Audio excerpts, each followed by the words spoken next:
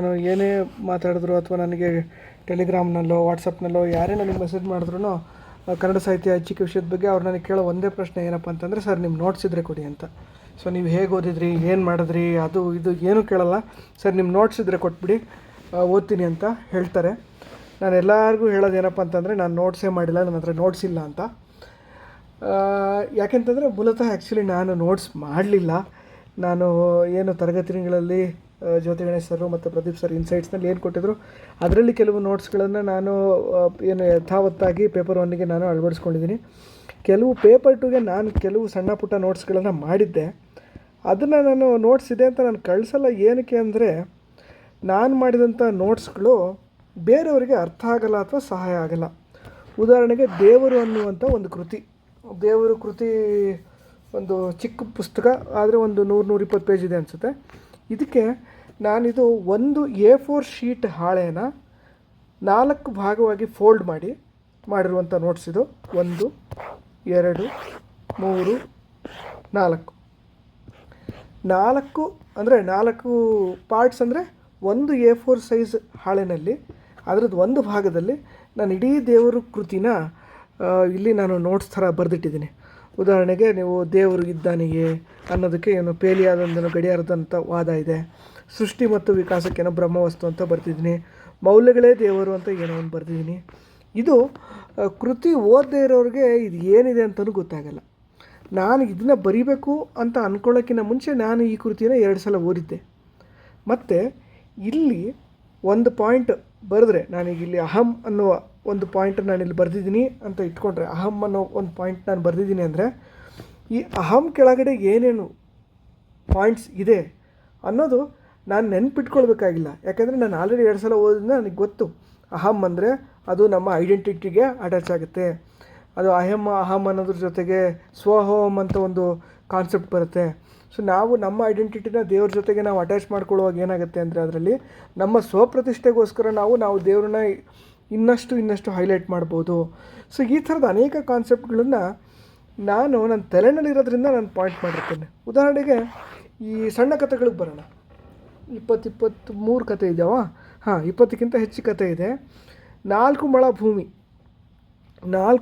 ಭೂಮಿ ಕತೆಗೆ ನಾನು ಬರ್ಕೊಂಡಿರೋ ಪಾಯಿಂಟು, ಇಡೀ ಕತೆಗೆ ನಾನು ಬರೆದಿರೋ ಪಾಯಿಂಟು 1 2 3 4 ಪಾತ್ರಗಳು 2. ಇದರಲ್ಲಿರುವಂಥ ಕೀ ಕಾನ್ಸೆಪ್ಟು ವೈದೃಶ್ಯ ಮತ್ತು ಪಾಪಪ್ರಜ್ಞೆ ಅನ್ನುವಂಥ 2 ಕಾನ್ಸೆಪ್ಟ್ ಇದರಲ್ಲಿದೆ ಅಂತ. ಸೊ ಇದು ಈ ಕೃತಿಯನ್ನು 2-3 ಸಲ ಓದದೇ ಇರೋರಿಗೆ ಅಥವಾ ಕೃತಿ ಮುನ್ನುಡಿ ಓದದೇ ಇರೋರಿಗೆ ಈ ನೋಟ್ಸ್ಗಳು ಹೆಲ್ಪ್ ಆಗಲಿಕ್ಕಿಲ್ಲ. ಇದು ಹೆಲ್ಪ್ ಆಗೋದೇ ಇಲ್ಲ, ಅಫ್ಕೋರ್ಸ್ ಹೆಲ್ಪ್ ಆಗೋದೇ ಇಲ್ಲ. ಈಗ ಉದಾಹರಣೆಗೆ ಅಜ್ಞಾತವಾಸಿ ಕತೆ, ಇದರಲ್ಲಿ ಏನು ಕಾನ್ಸೆಪ್ಟ್ ಇದೆ, ಇದು ಪ್ರಗತಿಶೀಲನ ಅಥವಾ ಏನು ಅಂತ ಕೇಳ್ತಾರೆ. ಅಜ್ಞಾತವಾಸಿ ಕತೆ ಓದ್ದಲೇ ಈಗ ನಾನು 4 ಪಾಯಿಂಟ್ ಬರ್ದೀನಿ. 1 2 3 4. ಈ 4 ಪಾಯಿಂಟು ಕೃತಿ ಓದದೇ ಇರೋರಿಗೂ, ಗೊತ್ತಿಲ್ಲದೆ ಇರೋರಿಗೂ, ಅಥವಾ ನನ್ನನ್ನು ಬಿಟ್ಟು ಬೇರೆ ಯಾರಿಗೇ ಆಗಲಿ, ಇನ್ನೊಬ್ಬರು ಮೇನ್ಸ್ ಬರೆದಿರ್ಬೋದು, ನನಗಿಂತ ಚೆನ್ನಾಗಿ ಕನ್ನಡ ಸಾಹಿತ್ಯ ಓದಿರ್ಬೋದು, ಆದರೆ ನಾನು ಮಾಡಿರೋ ಪಾಯಿಂಟ್ಸ್ ಏನಕ್ಕೆ ಮಾಡಿದ್ದೀನಿ ಅಂತ ಅವ್ರಿಗೆ ಗೊತ್ತಾಗಲ್ಲ ಅಲ್ವಾ? ಹಾಗಾಗಿ ನಿಮಗೆ ಇನ್ ಕೇಸ್ ನೋಟ್ಸ್ ಬೇಕೇ ಬೇಕು ಅಂತಂದರೆ ಮಾರ್ಕೆಟ್ನಲ್ಲಿ ಸುಮಾರು ತುಂಬ ಒಳ್ಳೆ ಎಸ್ಟಾಬ್ಲಿಷ್ಡ್ ನೋಟ್ಸ್ ಇದೆ.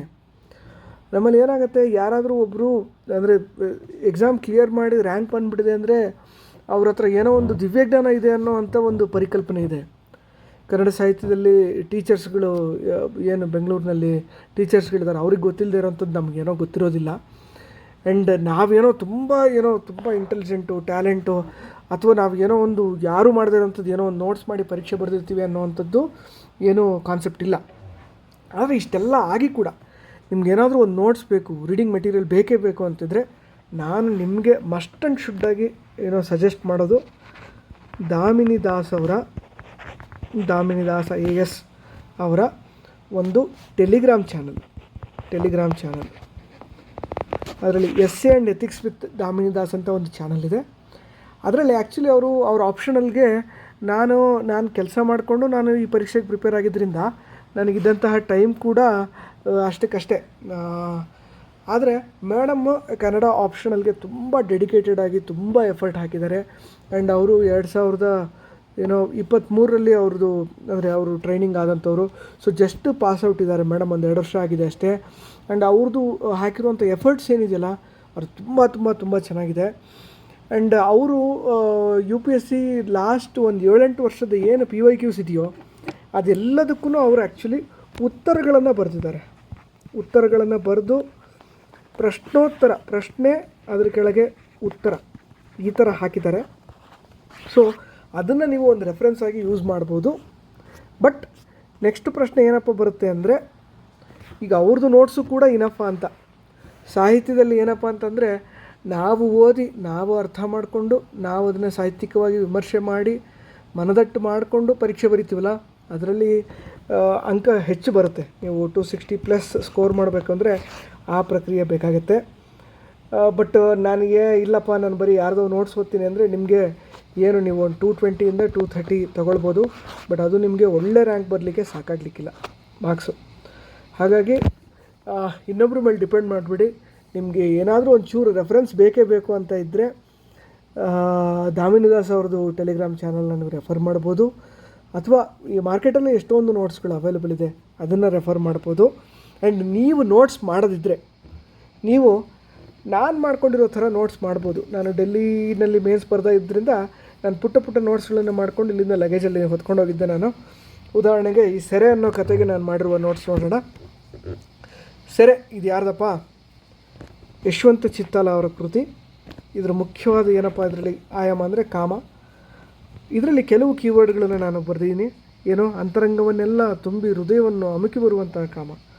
ಬರ್ಮಾಚಾರ್ಯ ಒಂದು ಏನೋ ಇಲ್ಲಿ ಮೂಲ ನಾಯಕ ನಮ್ಮದು. ಅವನೊಳಗಿರುವಂತಹ ಸುಪ್ತವಾದ ಕಾಮಪ್ರಜ್ಞೆ ಯಾವ್ಯಾವ ರೀತಿಯಲ್ಲಿ ಹೊರಗೆ ಬರುತ್ತೆ ಅನ್ನೋವಂಥದ್ದು.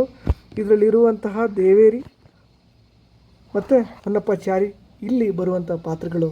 ನನಗೆ ಕತೆ ಗೊತ್ತು, ಕಥೆಯಲ್ಲಿ ಏನು ಆಯಾಮ ಇದೆ ಅಂತ ಗೊತ್ತು, ಜೊತೆಗೆ ಕತೆ ಒಳಗೆ ಏನಾಗುತ್ತೆ ಅಂತಲೂ ಗೊತ್ತು. ಅವನು ಮುರುಕ್ಲು ಮನೆಗೆ ಹೋಗುವಂಥದ್ದು, ಅಲ್ಲಿ ಅವನು ವಯಾರಿಯನ್ನು ಮೀಟ್ ಮಾಡುವಂಥದ್ದು, ಇಲ್ಲಿ ಬರುವಂತಹ ಕೆಲವೊಂದು ಏನೋ ಸಂಕೇತಗಳು ಏನಿದೆ. ಇಲ್ಲಿ ಏನೋ ಮಂಗ ಬರುತ್ತೆ ಅನಿಸುತ್ತೆ, ಚೇಷ್ಟೆ ಬರುತ್ತೆ, ಮಂಗ ಚೇಷ್ಟೆ ಮಾಡುವಂಥ ಮಂಗ ಬರುತ್ತೆ. ಇದೆಲ್ಲ ಏನಿದೆ ಇದೆಲ್ಲ ನನಗೆ ಮೂಲತಃ ಗೊತ್ತು, ಆದರೆ ನನಗೇನು ನೆನಪಿರಲಿಲ್ಲ. ಇದು ಈ ಕೀವರ್ಡ್ ಏನಿದೆಯಲ್ಲ ಅಥವಾ ಪಾತ್ರಗಳೇನಿಲ್ಲ ಅದು ನನಗೆ ನೆನಪಾಗಲ್ಲ. ಅದನ್ನಷ್ಟೇ ನಾನು ನೋಟ್ಸ್ ಮಾಡಿದ್ದೀನಿ. ಓಕೆನಾ? ಕ್ಲಿಪ್ ಜಾಯಿಂಟ್ಗೂ ಕೂಡ ನಾನು ಇದೇ ಥರ ಮಾಡಿದ್ದೀನಿ. ಸೊ ನೀವು ನೋಟ್ಸ್ ಮಾಡೋರು ಸಾಹಿತ್ಯದಲ್ಲಿ ಎಲ್ಲರೂ ಏನು ಮಾಡ್ತಾರೆ ಅಂದರೆ, ಒಂದು ಕತೆ ಮೇಲೆ ಏನಾದರೂ ಪ್ರಶ್ನೆ ಕೇಳಿದರೆ ಅದಕ್ಕೆ 2 ಪೇಜ್ 3 ಪೇಜ್ ಬರ್ಕೊಳ್ತಾರೆ. ನೀವು ಆ ಥರ ನೀವು ಒಂದು ಕತೆಗೆ 3 ಪೇಜ್ ನೋಟ್ಸ್ ಮಾಡಿದ್ರೆ 20 ಕತೆಗೆ ನೀವು 60-70 ಪೇಜ್ ಬರೀ ನೋಟ್ಸ್ ಮಾಡಬೇಕಾಗತ್ತೆ. ಸೊ ನೋಟ್ಸ್ ಮಾಡೋದು ಹಾಗಲ್ಲ. ಇದನ್ನು ನೀವು ಒಂದು ಟೆಂಪ್ಲೇಟ್ ಮಾಡಿಕೊಂಡು ನಾನು ಇಲ್ಲಿ ಹಾಕಿರುವ ನೋಟ್ಸು ನಿಮಗೆ ಅರ್ಥ ಆಗಲ್ಲ, ಆದರೆ ನಾನು ಮಾಡಿರುವಂತಹ ನೋಟ್ಸು ನಿಮಗೆ ಮುಂದೆ ನೋಟ್ಸ್ ಮಾಡಲಿಕ್ಕೆ ಒಂದು ಟೆಂಪ್ಲೇಟ್ ಥರ ವರ್ಕ್ ಆಗ್ಬೋದು. ಓಕೆನಾ? ಅದನ್ನು ಹೇಳಲಿಕ್ಕೆ ಇಷ್ಟಪಡ್ತೀನಿ. ಮತ್ತು ನನಗೆ ನೋಟ್ಸ್ ಕಳಿಸಿ ಸರ್ ಅಂತ ಪ್ರಶ್ನೆ ಹಾಕಬೇಡಿ. ಓಕೆನಾ? ಬೇರೆ ಏನಾದರೂ ಡಿಸ್ಕಸ್ ಮಾಡೋಣ. ಓಕೆನಾ? ಒಳ್ಳೆಯದಾಗಲಿ. Right, thank you. ಆ್ಯಂಡ್ ಕಥೆಗಳು ತುಂಬ ಚೆನ್ನಾಗಿದೆ, ಓದಿ.